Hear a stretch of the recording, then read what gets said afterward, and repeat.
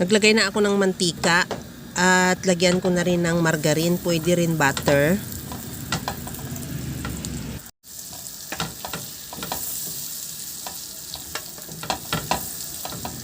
Igisa ko na yung bawang.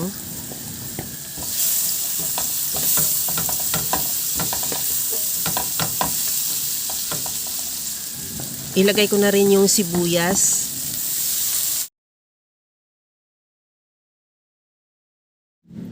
At ilagay ko na rin yung pork liempo na pinakuluan ko yan at prinito. At hiniwa ko lang ng ganyan kaliit. Timplahan ko na ng oyster sauce, toyo, calamansi juice, liquid seasoning, at paminta. Maglagay din ako ng siling green at siling labuyo.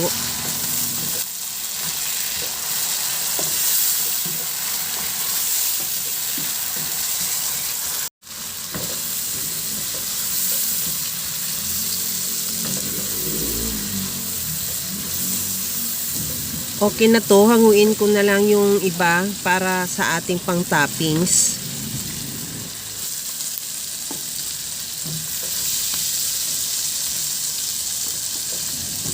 Ilagay ko na rin yung sabaw na pinaglagaan natin kanina ng ating pork liempo.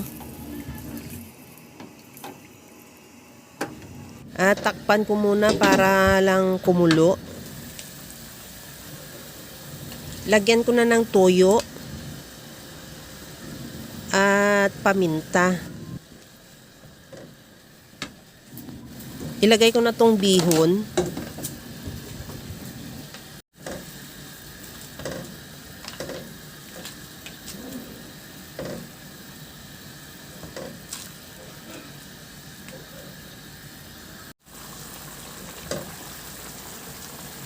Okay na tong bihon, ilagay ko na yung carrots.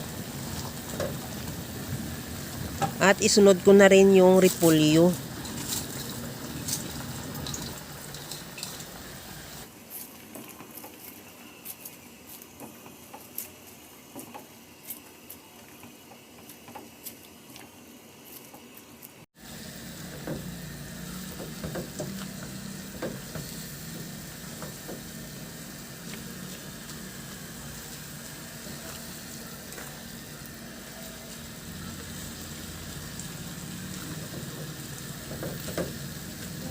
Okay na tong pansit at yung gulay.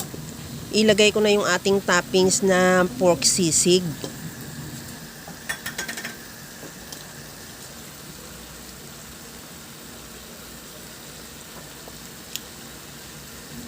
Okay na tong ating pansit sisig. Ready to serve na yan. Kaya mga kalasa, kung nagustuhan mo yung ating video, please like na lang at pakishare na rin sa inyong mga friends. At kung bago ka pa lang sa aking channel, subscribe na at i-click mo na rin ang bell button para sa mga notification. Okay na tong ating pansit sisig.